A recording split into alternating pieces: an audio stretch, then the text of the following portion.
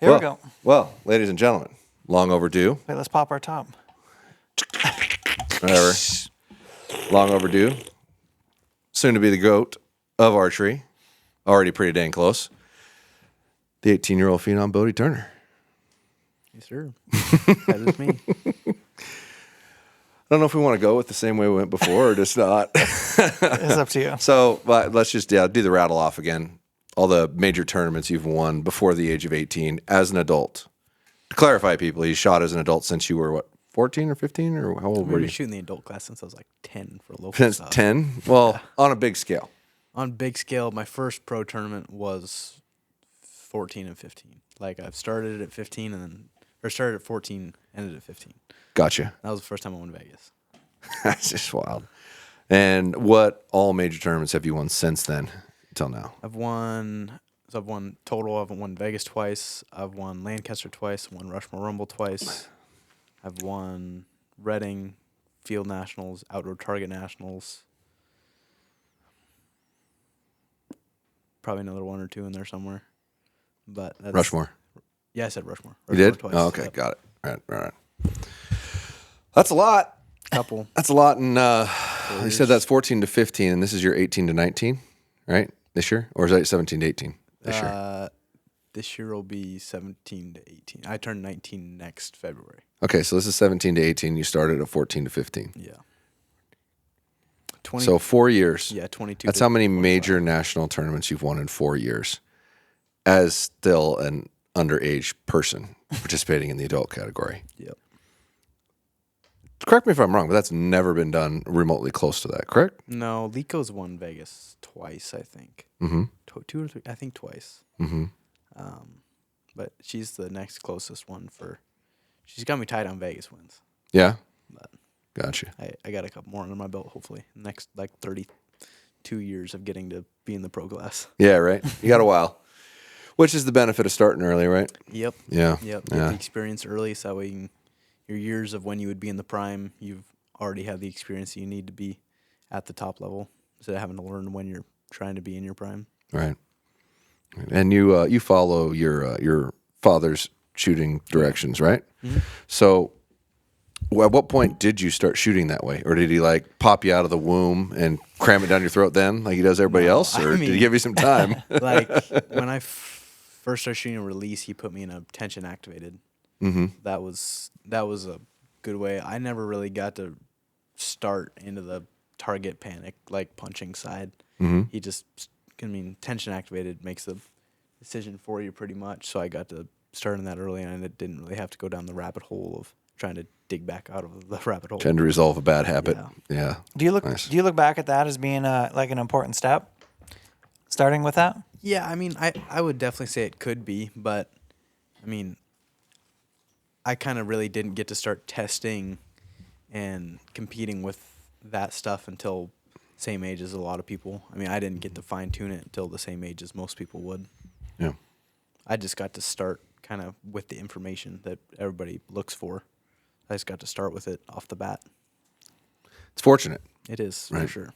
But there's still a level of ability that's abnormal, obviously. Right? Yeah. Yeah. For sure. How old were you when you shot your first 30X? Do you remember? 13. I was 13. Because I shot my first 300 at 11. My goal was I wanted to shoot one before I turned 11. A 300? Yeah, and That's I cool. didn't do it. Tried, but I didn't do it. Wild. Just wild. Yeah, I'm still grinding away at that 11-year-old goal. So I guess is there a tournament that you have an aspiration to win that you haven't yet? I'd like to go win some of the ASAs for sure. Sure. Yeah. Sure. There's nothing that's really gotta get here, gotta win that. It's just I want to start being able to be competitive in the ASAs and start that. So that's really the main thing for that. Do you intend to shoot known yardage or unknown Yeah, I'll yardage? shoot known. I can judge fine for hunting and animals and fun, but not shooting 12s every single time, I'd say. Gotcha. Yeah, I don't know if that's something I could learn. I'm sure I'd have to learn it, but I'd rather just use my rangefinder. Mm-hmm. Well, that makes sense, right? We're all carrying one anyway. It'd be kind of foolish. I've struggled with the unknown category personally because I don't think it's really archery. Yeah. Personally. there's accuracy, but there's also it's more or less accuracy of yardage than accuracy of shooting.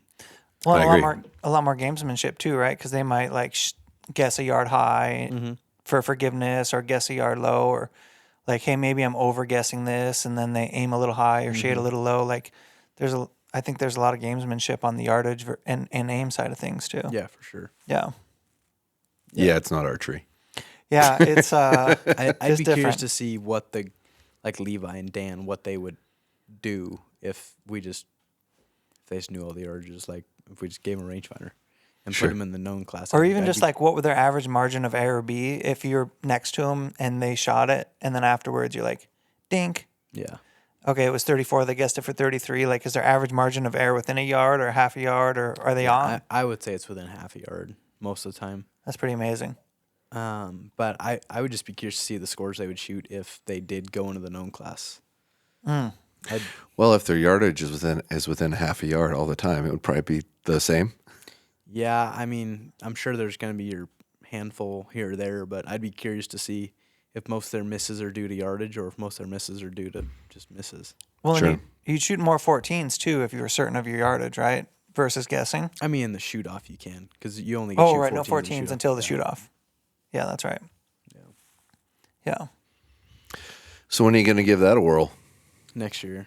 Yeah, got to finish school first. Yeah, I would like to. I thought about maybe trying to do some this year, but I already feel so busy that I would like to be able to plan them in. Like I know next year's gonna be way busier, but it'll be planned, so I kind of know. Sure. I'm like for right now, I'm just like, oh, okay. Well, I'm going to Spokane this weekend, or I'm going here, or I'm going there, I'm going here. It's not everything isn't overly planned. It just kind of comes up, and then I go do it. It'd be nice if I could just be a little more aware of what I'm doing, Yeah. I guess. Sure. So it'll be nice when I can fully plan it ahead of time. Yeah. A little more structure. Yeah. Yeah, that's always good. That's a lot of different disciplines you've shot. You've shot and shot really well and had success with. Do you have a favorite, or are they all kind of right up there? I like field the best. Field. Describe what field is for a first-time listener. There's 3 different target faces. There's your hunter face, which is a white center and black target. There's field, which is a black center and then white and then black ring again. And then there's animal, which is an animal target with a little tiny white dot in it. Like the white dot at like 60 yards will be like that, white or black dot, depending on the target. So you're describing Color. like bigger than a 50-cent piece? Yeah, Racquetball size, something like that. yeah, Yeah. probably Maybe baseball. no, it's not that big. I'd probably say a little bit bigger than a golf ball.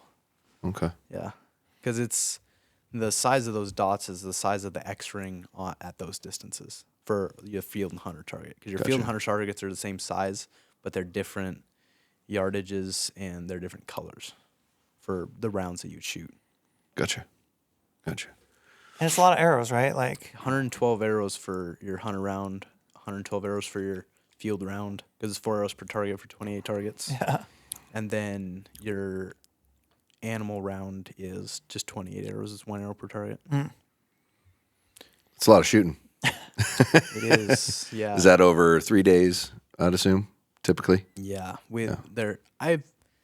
they had a thing a couple years ago during like COVID where they had the national roundup. So they had target nationals, they had field nationals, which are the 2 highest arrow count tournaments, and then they had the Dakota Classic all in a week.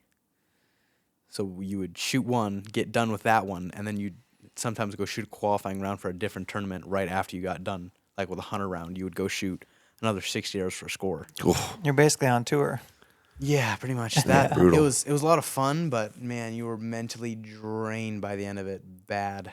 Oh, I bet. I Yeah. bet. Yeah, it was a lot of fun, but it was very mentally draining. That sounds kind of fun, but kind of not. That's like a lot, man. It was a lot.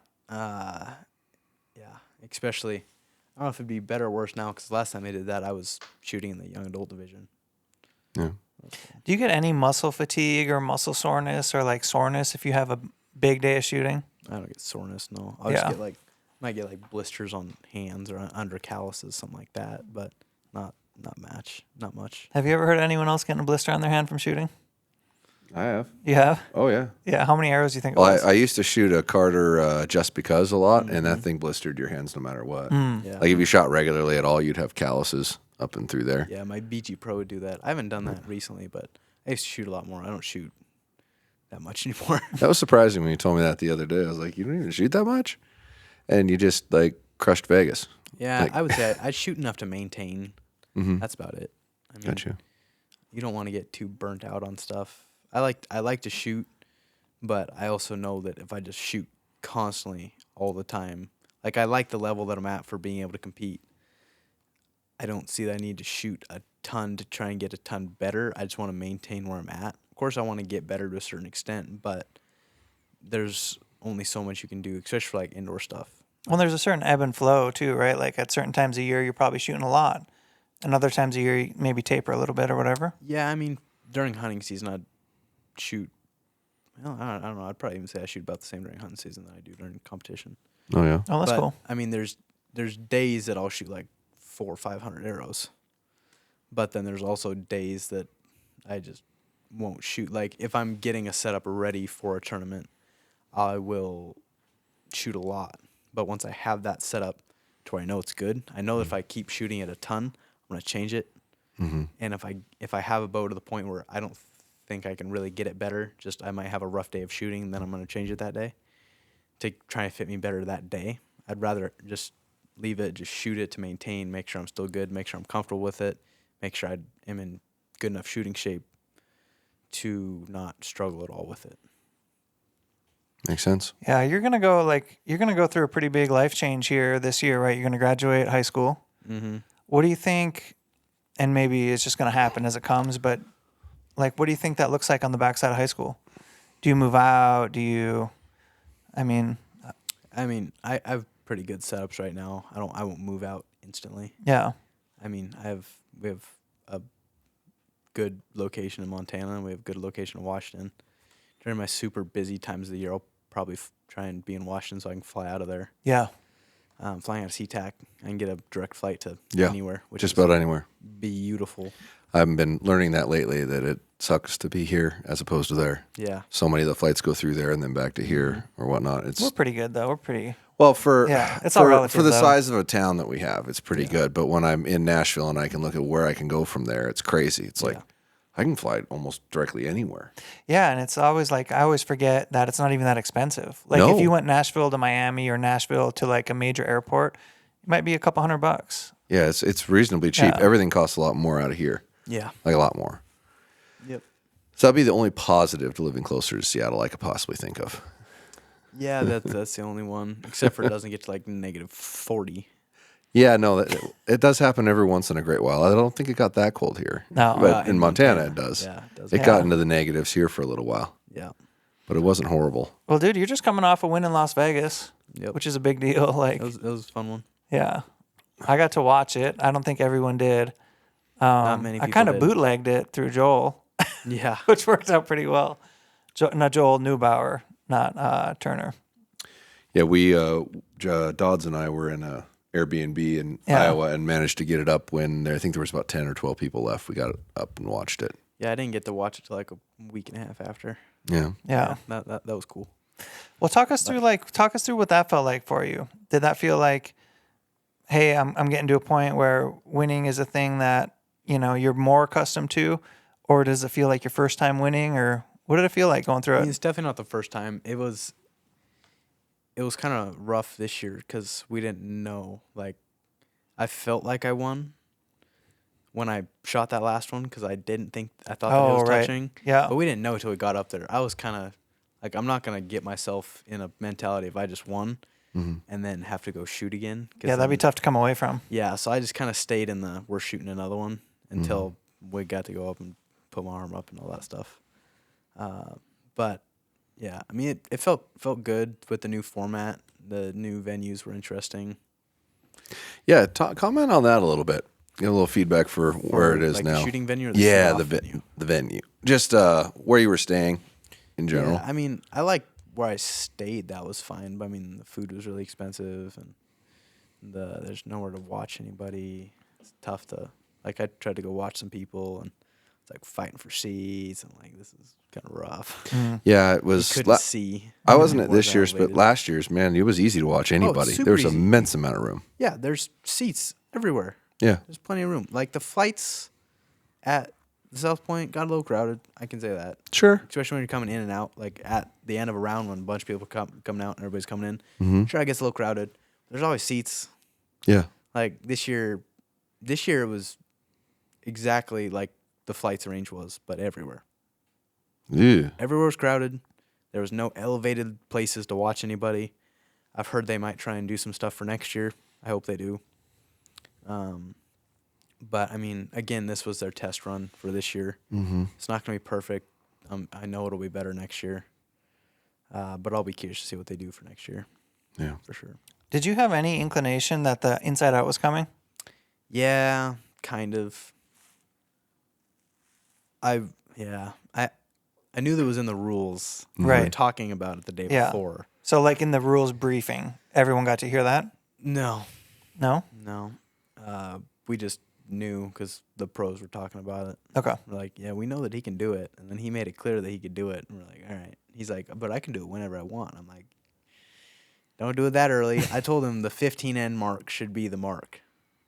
Like, after 15 ends, I'm good with inside out X's. As long Yeah. as you're letting us shoot like 3 arrows. You can't make it one. Yeah. One inside out X with 1 arrow is skill, but it's 90% luck. It's luck. Yeah, it's luck more than skill. Yeah. I mean, 3 arrows is still luck to a certain extent.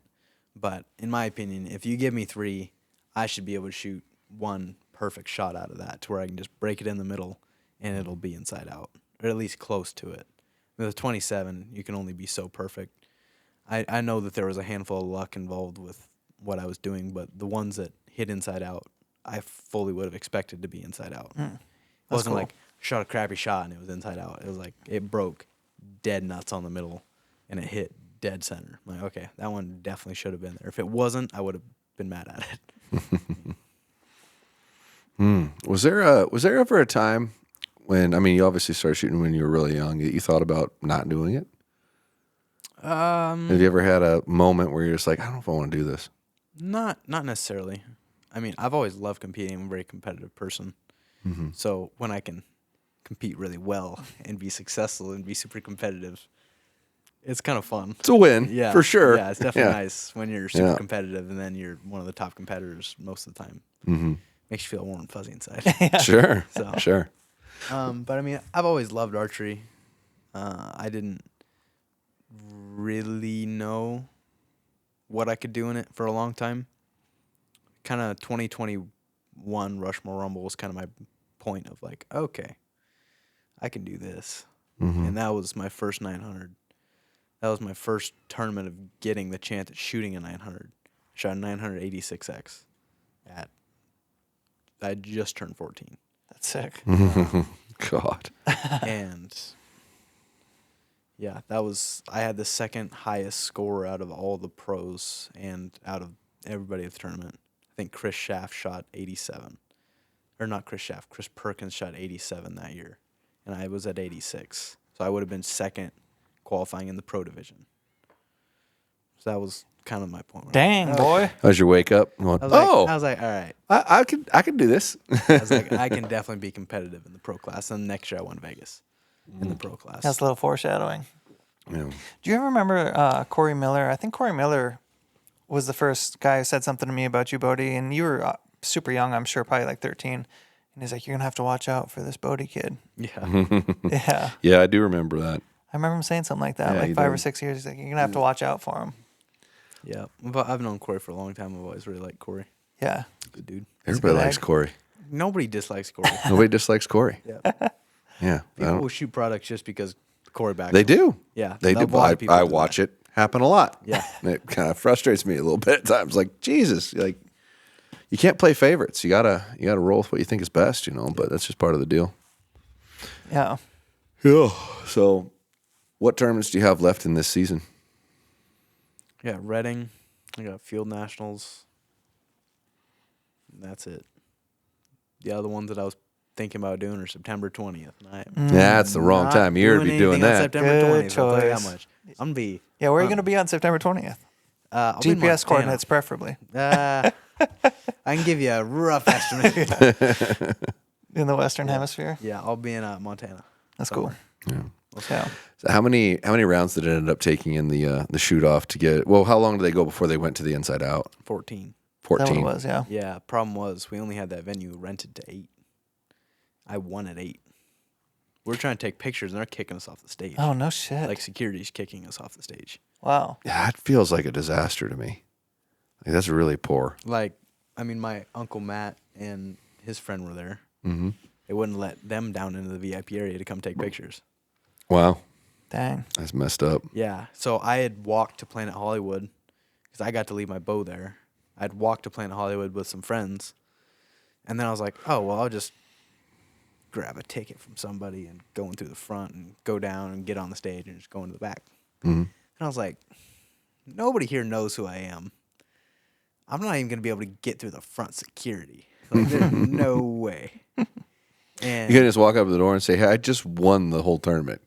well, this was before it started. Okay, and then you could have said, "Well, I'm likely to win the whole thing. Can you just like let me in?" Yeah. And so You might get carded at the door. Yeah. yeah, somebody up front gave me one of the NFA people up front gave me a ticket. I was like, well, this isn't a VIP ticket. I'm not going to be able to make it down to the VIP area.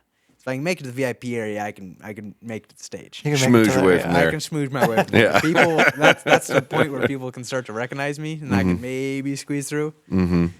But I was like, no, it's not going to work. So I went back, got shuttled there because they're running shuttles back and forth the whole day for us. Mm-hmm. And, got to go shoot like 4 yards at the practice range and call it good. Our practice range in the back alley. Yeah, wasn't there some like a bale or something in the back there was alley? 2 or 3 bales in the back Damn. alley up against a cargo container.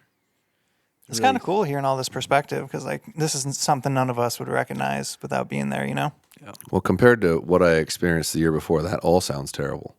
Yeah, it wasn't great. Ugh. Yeah. I mean, at least you don't lose your confidence if you suck right before. This is when true. you're practicing. This is true. You're not going to psych yourself out. I can 'cause you blank can't bill really like a champion. Tell you what. I can hit the same hole at 3 yards most of the time. That's funny.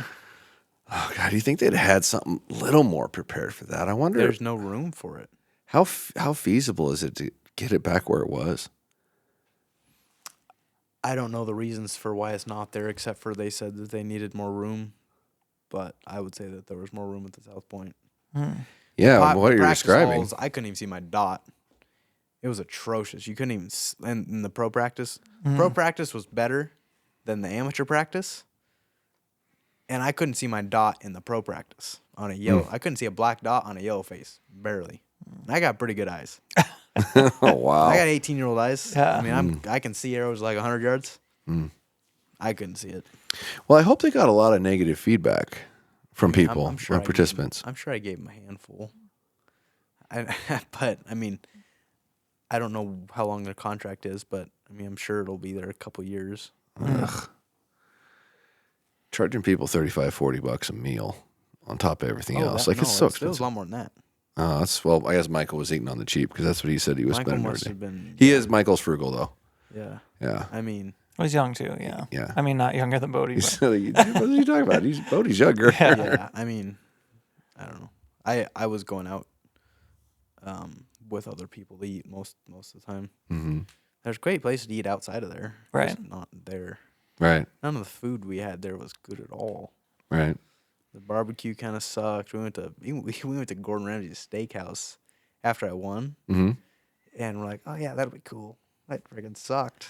Oh, really? It was terrible. Damn it. I'm like, I Damn got it. like a big New York strip steak, Mm-hmm. and I ate it. I'm like, that's not a good steak. Like, it was great quality meat, but it tasted like a piece of meat. It didn't have very much seasoning on it. Yeah, it's pretty. Once you actually understand how to cook your own meat, it's almost it's awesome. it's almost disappointing to I go cook eat meat steaks. somewhere. When my parents are gone, Yeah. when they're at one of my dad's things, Yeah. I go buy a bunch of beef steaks. Yeah. It's like the only time we eat beef steaks in my house is when my parents are gone. I go Yeah. buy some. I go buy a couple ribeyes. Yeah. I love cooking those things. They're Oh, so dude. good. Yeah. Yeah. When it's done right, I don't know if there's really anything better. No. now. It's incredibly good. Yeah, I started like triggering them and then searing them. That's Yeah, the go. the reverse It's sear. So good. It's a way to go. It's a ticket, man. It's so good. All right, so you graduate in what, 2 months? Yep. 2 months, graduate, start tearing up the ASA circuit next year, strike some fear in some of those people. Hopefully. Oh, come on now. No hopefullys about it. I'll do my best. You'll do fine. So, but, I mean, how much time have you spent shooting at a non-referenceable dot, right? Like an actual lot. spot, yeah? Yeah. Well, I've only really seen you shoot spots, so Yeah. other than dicking around here, I just didn't know how much of that you actually did when we were I mean, around I used to do a lot of that with a target bow. here. I mean, I grew up shooting. So, I mean, the only tournaments I used to do were the local 3D tournaments. Yeah. Oh, okay. I mean, I would do that with my target bow with Mm-hmm. no clarifier and a 4-power lens Yeah. with a bow going like 230 feet per second. Yeah. Yeah, I mean, people think I just haven't done any of it. I haven't done ASA side of it, Mm-hmm. but I've shot at the center 11 a lot, the center 10 a lot, Mm-hmm. a lot. I mean, that used to be all that I did. Yeah. Just shoot 3D. That's it. I didn't know Safari was a thing. I just shoot 3D targets. Well, see, I did not know that. No, that used to be all I did. At all. Nice. I didn't figure out Safari was a thing till 2019. So your transition should be fine. I'm sure as soon as I can figure out a clarifier, I don't think it'll be overly difficult. Right on.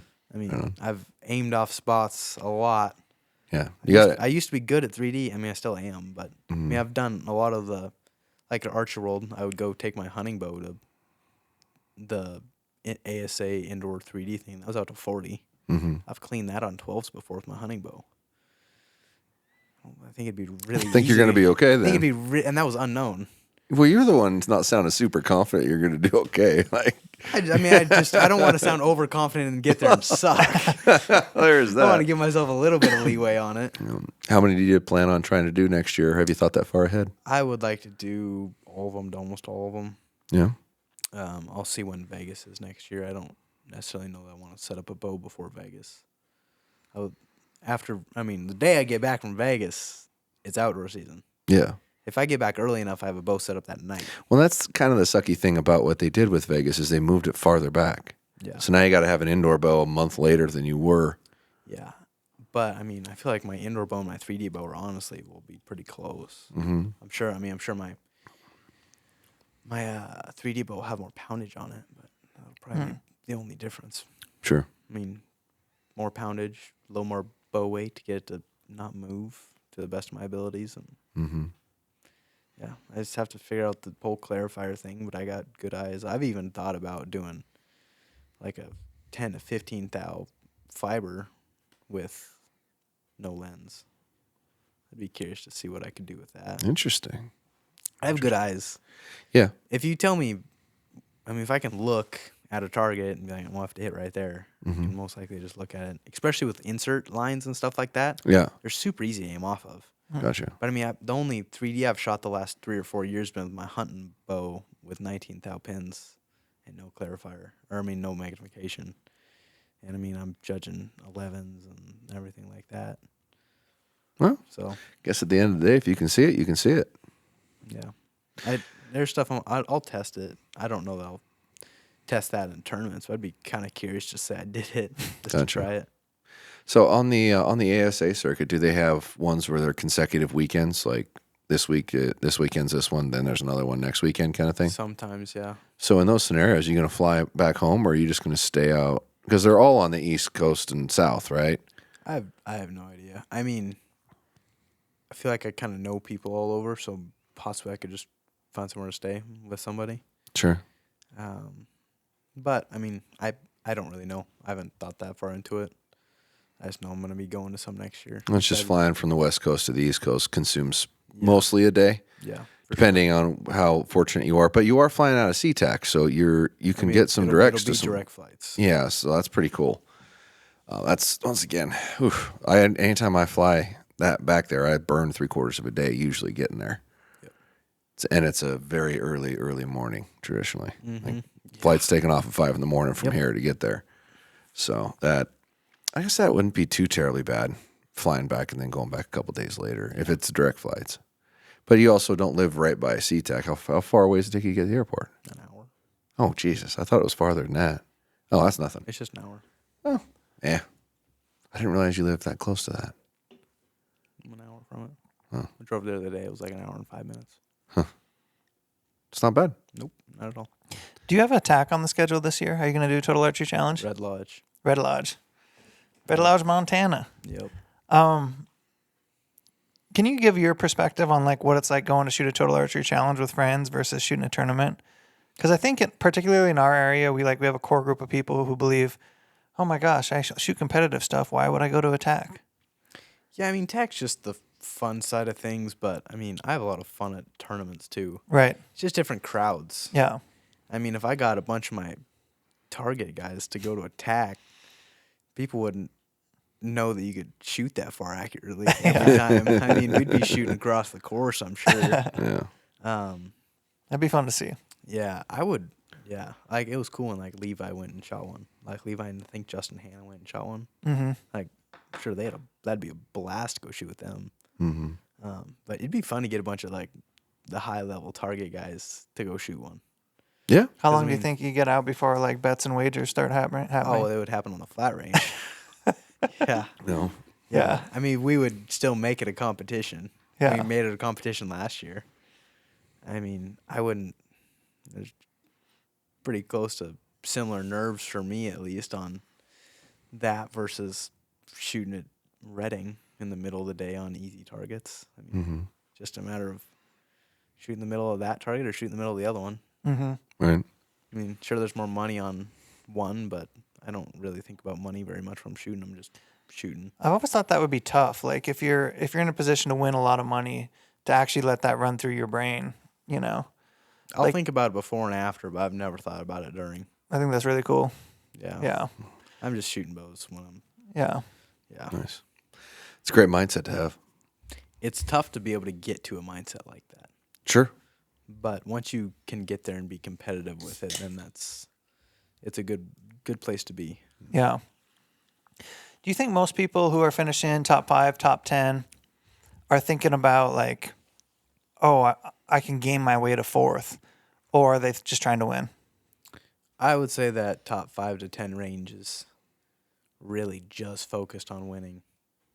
I mean, for me, I'm of course focused on winning, but I also, like I've said on other podcasts, I'm just trying to get to a certain point to where I've kind of separated myself from everybody to kind of prove them in the top couple. Yeah. And then after that, I'm like, all right. I mean, if I got out here, it wouldn't be the end of the world. I'd be pretty happy with how I shot. But if I got out in like N2, I'd be like, well, that sucked. Yeah, like for you, would it make a difference if you finish 2nd or 5th? You know? I mean, I'd rather be second, of course. Yeah. It pays a lot more. Yeah. But I mean, shooting second versus shooting 5th, it depends how that tournament went for me. Like if 2nd and 5th were in like an end or 2 apart, I'd be like, yeah, okay. But if 2nd was 10 ends past 5th, I'd feel a lot better about 2nd than that. I mean, I feel like a lot of the time if I've gotten out, it's been at the top, and it was like another end or 2, and they won. It wasn't like we shot, and then I got out, and then 15 ends later, they were done. Like me and Matthias went 23 ends at Rushmore Rumble this year. Yeah, that was crazy. Yeah. I was watching that, yeah. I think I got there on like the 16th end or something. I was lucky that you guys were still going, and then it went we for... were still going for another hour. Yeah, you were going for a while. That is so brutal, too. That is such a brutal way to determine a winner. I mean, don't get me wrong. I love the fact that you got to go till one of you misses because that's it. But you're all so damn good at this point. How in the world do you make it not so freaking long? Because that's a hell of a stamina. Yeah, do you think the the game... Inside Out X's thing kind of did that. Yeah. Sure. That shoot off was the reason we had Inside Out X's. Yeah. Just like that was the reason. If we wouldn't have went 23 ends, if we would have went like 12, 13, we wouldn't have had an Inside Out X's at Vegas this year. I almost guarantee it. It wasn't a conversation that I had heard or been around until that shoot off. So is there a better solution to that, or are you happy with that solution? I think that there's rules that need to be implemented into it. Okay. Like what? like shoot the arrows that you're gonna finish with. I think that'd be cool. I think that would be If cool. they're not gonna implement that, I'm gonna have some different stuff for next year. Right. Yeah, definitely. That's what I was wondering. Like, how many people would bust out the skinnies if you went to that? Oh, I can guarantee you, I would. Yeah. Yeah. I mean, there's only 2 people with skinnies this year. Yeah. But if we were gonna have to go from, I don't know. I mean, if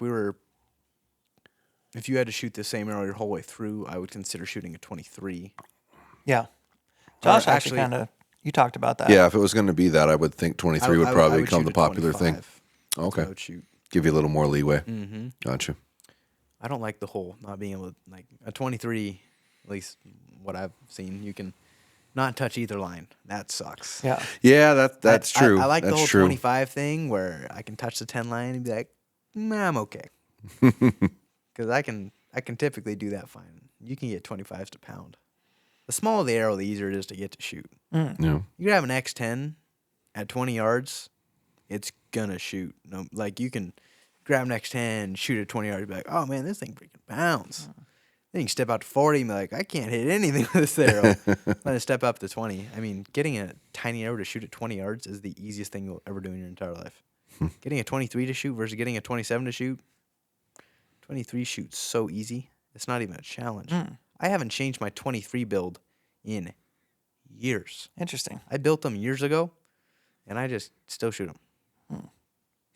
Yeah. Interesting. Now I you're didn't shoot them in Vegas this year because I didn't want to wake up at 4:30 in the morning and then have to shoot a Vegas shoot off that night. Fair. Yeah, that was kind of controversial topic, but I feel like it worked out fine for me. I would have rather won the Vegas shoot over winning the World Archery thing. Yeah. So that's how that went. Now you're sporting 4-fletch a lot on the back of your arrows. Yeah. I mean, it was more of a clearance thing this year. Yeah. I don't care about blade clearance, but I care about clearance in other places, like riser clearance and cable guard clearance. What did you shoot on your hunting bow last year?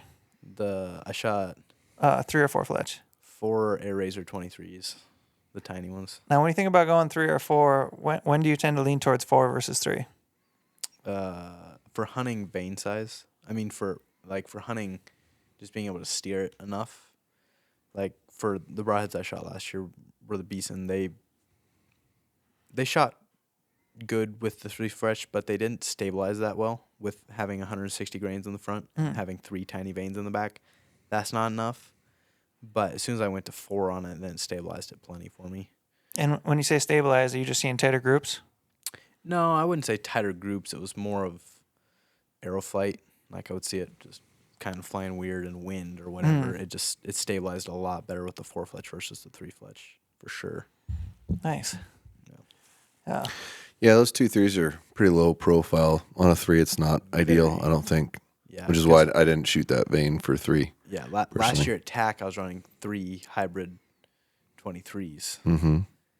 And, I mean, you can watch the videos. My arrows fly so bad. Sometimes they're an absolute dart. Yeah. And other times they're doing Just cartwheels. Yeah. Yeah, no, when I played that a lot, and I just could not get those to shoot very well on 3, and then I just, out of spite, wouldn't put 4 on it. Yeah. Yeah, but like my parallel pros that I shot for target, 3 of those is plenty. Yeah. With like 140 grain point, but that's short. Yeah. I feel like the longer it sticks out past the end of the shaft, the more vein you need in the back. It's not even a weight thing; it's a length thing. Yeah. For sure. I did That makes some some of sense. the testing with that last year, and it definitely mattered. I mean, my groups went from like that at 60 to like I was getting flyers out to like that. And what exactly did you do differently when you did that? Just the different. I was shooting your longer. The longer front end. The longer Gotcha. front end versus the 55 grain titanium from Easton. But then as soon as I put more vein on the back of it, they all grouped the same again. I mean, instantly. As soon as I put, more vein on the back, it was totally fine. Huh. But Interesting. the 3-fletch, it was just doing weird stuff because I had it pounding, Yeah. and then I'm like, full 5 grains isn't gonna matter, and I shot. I'm like, that's not shooting very good.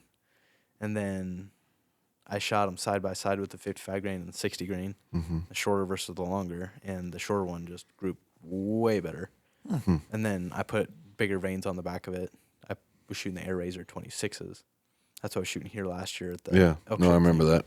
And those flew and shot super consistent. Awesome. They shot awesome. Yeah.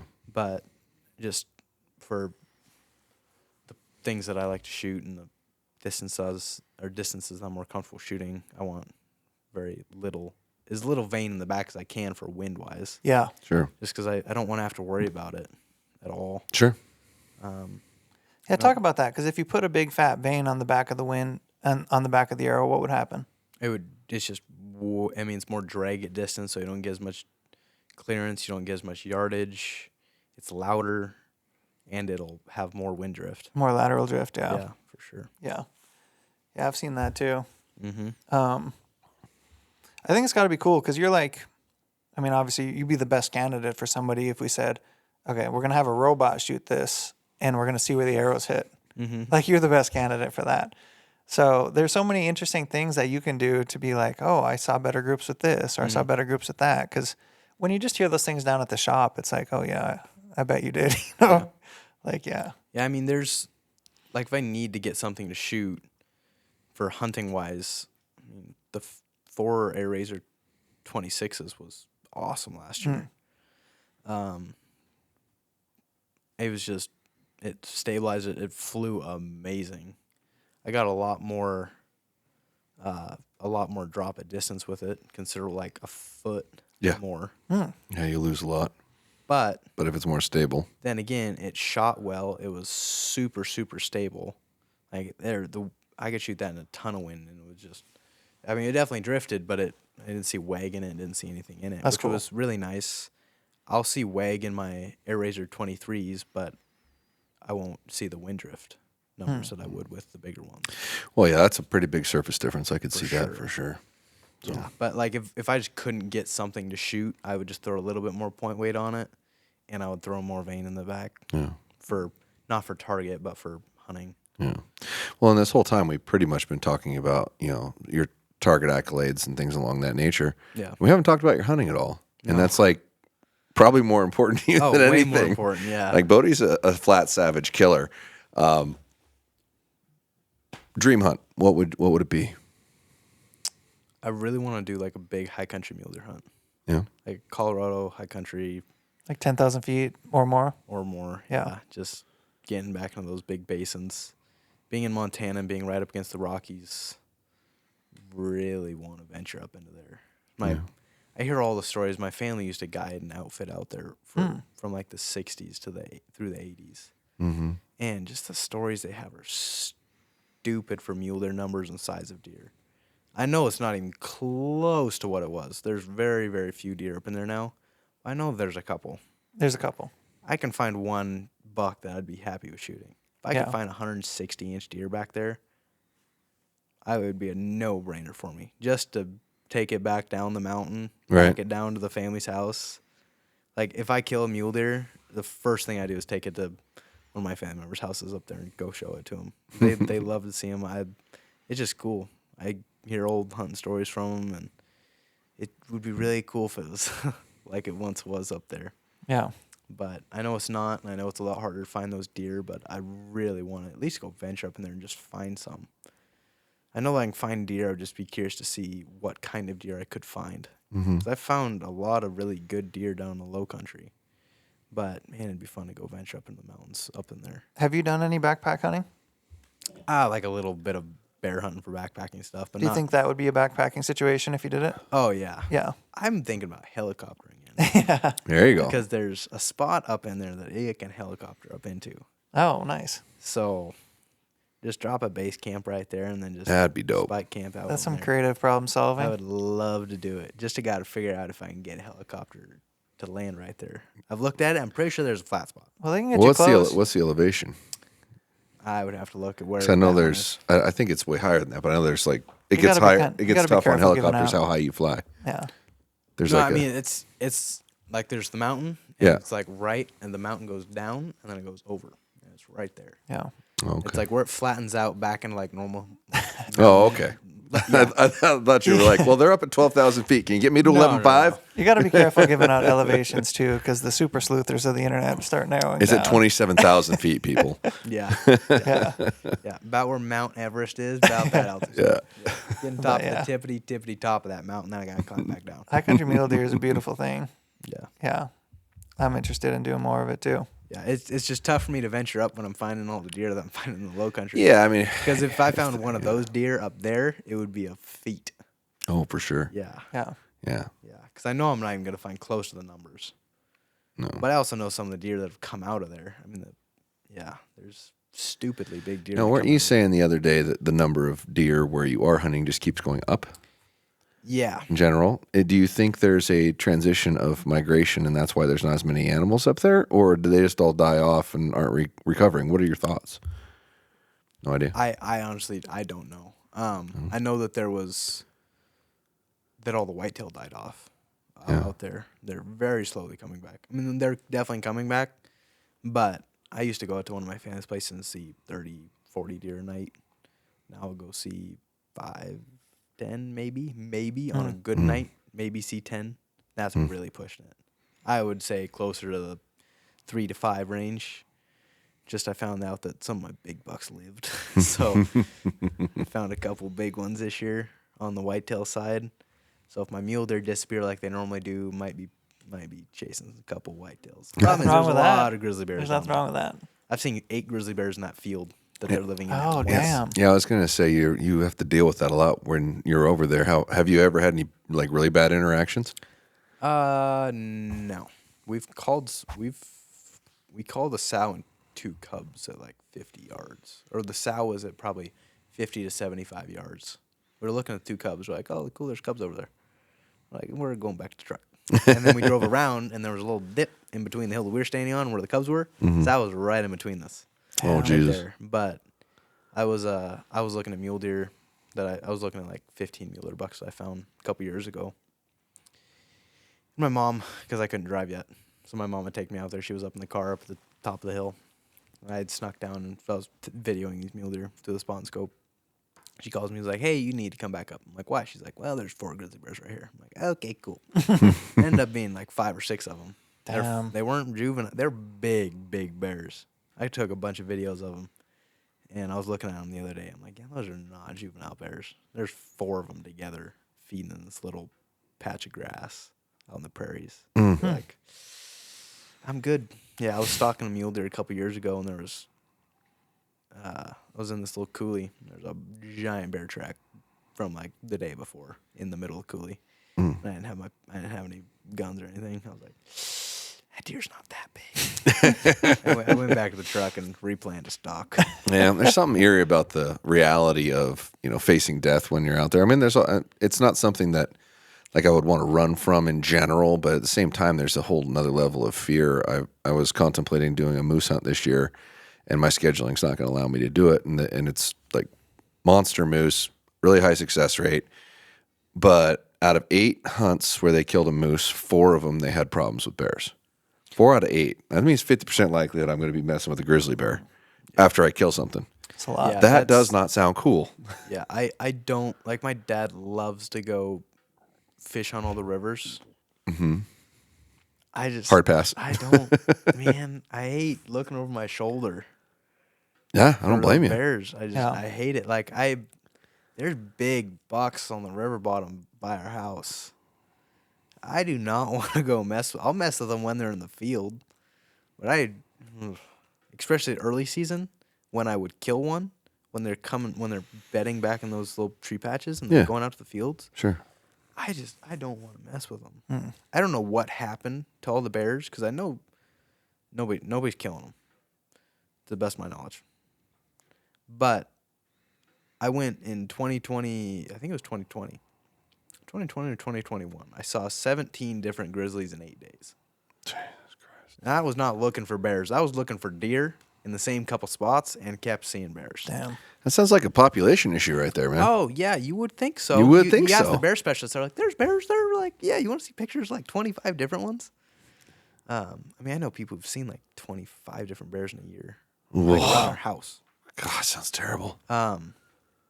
Yeah, I mean, our family that lives on like a creek bottom. They've had them on their front porch, their back porch. Wake up in the morning, just go out and look like, oh, there's a 600-pound grizzly bear on the front porch. That sounds terrible. That just doesn't sound fun to me. Does the state have any issues or concerns or plans of doing anything about that? I don't know. There's been lockdowns in the town that we live in because of grizzly bears. At the school, there's been school lockdowns because of grizzly bears. Man, you'd think they'd be doing something about that. You sure would hope so, but they're not, to the best of my knowledge. Kind of sounds like the tax dollars aren't being spent very well. Nope. I'm just saying. I mean, my opinion, they should open it up for a month. Shoot as many bears we want. I guarantee I'd kill about 10 of them. I know exactly where I would sit. Yeah, I know exactly where I'd sit. I've shot a lot of coyotes off that spot. Mm-hmm. I've seen a lot. I mean, yeah. Well, there's still a problem with grizzly bears at the federal level, right? I'm not sure. Yeah. They're still an endangered species. I think they're not endangered anymore. Right. There's at least still where some. I'm at, they're not endangered at all. There's still some grayness at the federal level, I think, because Wyoming did try to open that hunt, and they were only going to do 4 bears, and it was mostly precedent, like the idea of being able to hunt a bear, and only 4 of them. Right. And then it got snipped somehow. Well, Daddy Trump might be on the let's kill grizzly bears bandwagon. You never know. Yeah. Well, Junior's into that stuff. Yeah, we need Junior to Get after, man. Yeah. No, when logic gets out of the management thing, you got all kinds of freaking problems, and nobody knows that better than somebody who lives in Washington State. Yeah. They have no logic. I saw something on the internet 2 days ago. They just outlawed baiting. Yeah, it's true. You can't bait in Washington anymore. Yeah, it's gonna suck. Yeah. Yeah. Pretty much all the animals I shoot in Washington over bait. Well, and the reality of it is our population isn't very good No. in general, so you don't have a whole lot of options. I would say I have some decent private spots. Yeah. Baiting, you'll still only see a deer or 2 every lot of sits. Yeah. Where I'm at. I mean, I sat for like months. I sat for like a month and a half, 2 months one time trying to kill a deer. Trying to kill a half decent buck. If a decent 2-point came in, I would have smoked him. And I saw like probably 5 deer total in that couple month period. Man. A lot of them on trail camera. As soon as I left, there'd be all kinds of deer once I'm dark. Yeah, hunting's hard, man. Yeah, I mean there was a spot. It's just so, especially on the west side. I mean, I have one spot that's I would say is really good. I saw 17 deer there one day. It's a hiking spot. Mm-hmm. Especially during archery. Nobody hunts it. Huh. I went in there 5 times. I saw 17 deer. I saw 17 deer in one day. I didn't see a single deer other than that one day. One day we saw 17. Wow. So they're there. You're just not going to see them. And the one day that we went out there and all the deer were out, it was deluging rain. Blacktail hunting isn't even worth it unless it's raining early. I've heard that, yeah. I've heard rain's Really? good. Yeah. Oh, it's. I mean, like I said, from a decent sunny to cloudy day to rain day was 17 deer difference. Wow. Oh, wow. 0 to 17.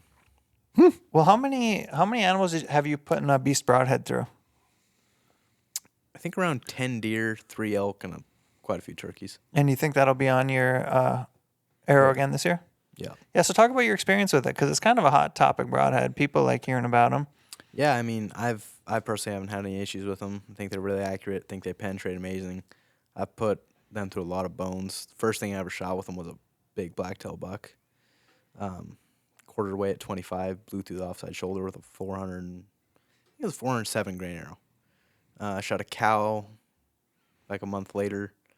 Shot her at 47 on the first one. Second one, she was facing pretty much dead away, pretty much dead away. And put one through the back ham, buried to the knock. She fell over. It's like, okay, that's cool. And then shot 2 elk with them this year. One went 30, one went 50. Both were murder scenes of blood trails. Shot my mule deer in Montana at 90.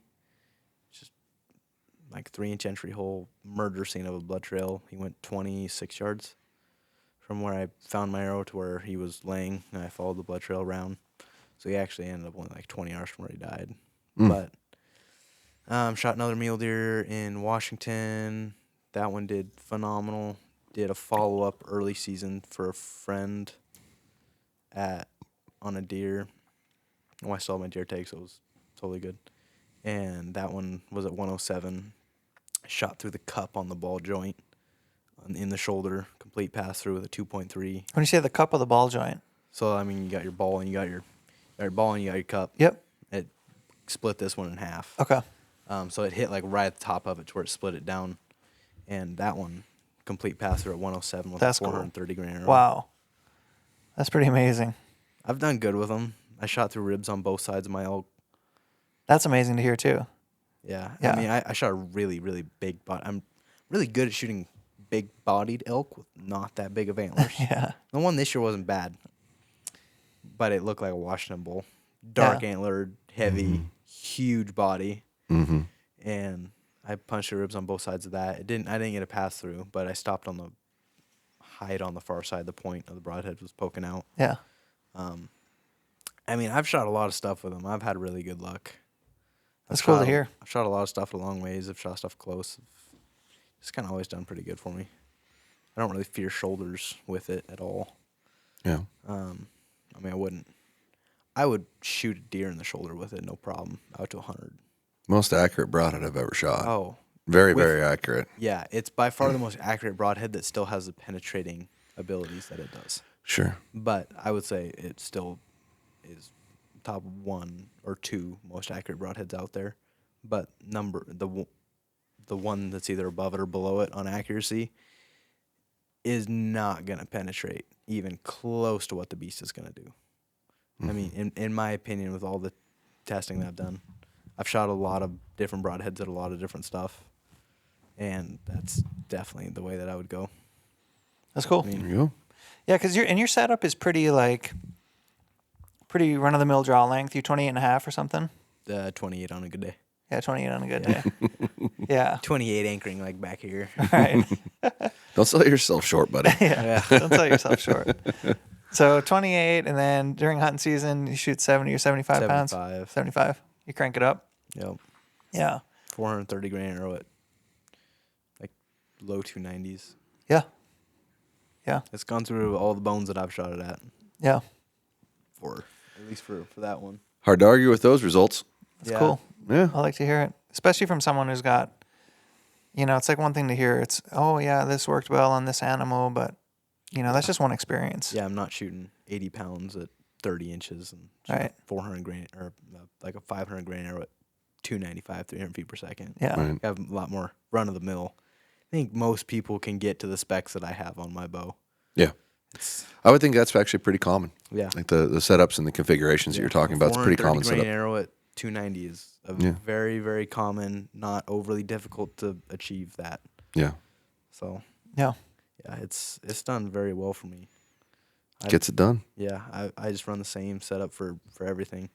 Yeah. For me, I've tried all the fixed blade stuff, and I've just kind of gone to accuracy, and I want it to be accurate, and I want it to be quiet. I've had a lot of stuff jump my string, Mm-hmm. and I've had times where my broadhead just didn't hit even close to where it should have. Yeah. Right. And I'm tired of that, so I went to a very quiet, very accurate arrow.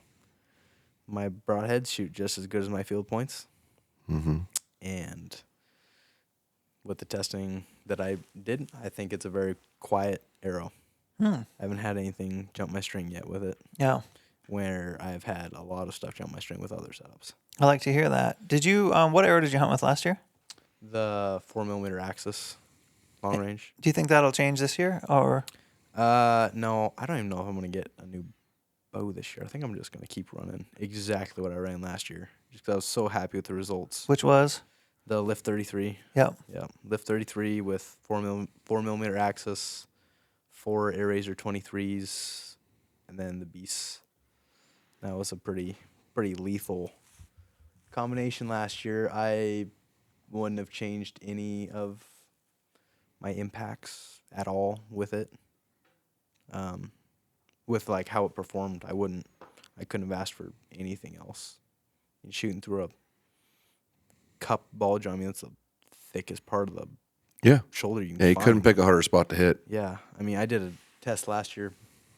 My uncle shot a giant Roosevelt, and I was helping him cut it up. He's like, I bet your beast wouldn't go through this shoulder blade at 100 yards. I'm like, all right, well, give me your shoulder blade and I'll shoot it. It didn't have meat on it or anything, but I had a bunch of crap on it for Instagram. They're like, well, there's no meat on it. I'm like, yeah, because we ate it. Like, I'm not going to just shoot a His brand new ori shoulder. in my tummy. Yeah, like we just cut it up into burger meat last night. Like, I apologize. I didn't shoot a brand new elk at 100 yards. But, I mean, it went right through it and went a couple inches pretty solid into a 18-1 behind it. It's like, That's cool. I can't complain with that. That's hard to argue with, man. Yeah. I mean, I definitely wouldn't suggest shooting anything at shoulder, but I would say if I would trust that to get, there's only one broadhead that I've seen that I would trust to get to a shoulder more than that one, and that would be like a Valkyrie. Yeah. But with the Valkyrie, you're not going to get the blood trails or the accuracy. I mean, the Valkyrie is one of the most accurate fixed blades that I've shot. I've really liked it. But I would say my beast acts way better in an animal. Sure. For size of entrance, for blood, for accuracy, for everything. Yeah. I mean, I would shoot if I had to choose a broadhead to shoot an animal in the shoulder with that I would want to hunt everything with, it would be the beast all day. Especially with the titanium. Yeah. It's strong words, man. I mean, it's a mechanical broadhead with a 2.3-inch cutting diameter, and you're saying send it right through a shoulder and you're going to be fine. I challenge you to say that about almost any other mechanical. I would think about it with maybe a Grim Reaper, but I've sent Grim Reapers through shoulders. It's just not as accurate. The Fatal Steel, we've talked about the Fatal Steel. Yeah, I've had I'm a good luck fan. with the Fatal Steel. I'm a fan. It's just, it's louder Yes. than the Beast in my opinion. It is. And when I went to the quiet arrow thing, because I had a giant mule to jump my string, Yeah. and I got home and set up. Heartbreaking. It's funny how you have that one extremely. instance where you're pissed and you're like, I'm going to fix all of this. I'm going to change everything, and it's going to be great. Yep. I was shooting the hides, and I needed a little bit more vein in the back. Yeah. Because I couldn't get them to steer. Yeah. Shoot, I set up a bow for antelope and for deer, and with 4 hybrid 23s, Mm-hmm. and it was pounding. I had that bow shooting stupidly good. Then I threw a practice head on there. I was like, oh, shoot. I can no longer hit an antelope every single time in the pie plate less than that at whatever distance I Want to shoot. wanted. Yeah. So then I had to throw some bigger veins on it and got to shoot good again, but I had that one deer jump my string. And that was heartbreaking. It was like your dream deer. I was like, oh, this is perfect. This deer's so dead. How far, if you want to share it? 63. Yeah. 63, like a 190-inch typical. Which is little deer. Wow. Like, It's a heck of a buck. Yeah. Man. Yeah, that's kind of my dream deer is like 190-inch typical mule deer. Damn. Then I want to shoot. I love non-typical stuff. Was it tall too? Oh, stupidly Oh tall. my God. Yeah, it was just kind of your perfect, heavy, super tall, pretty wide. It was a big deer. I'm bummed for you. Yeah.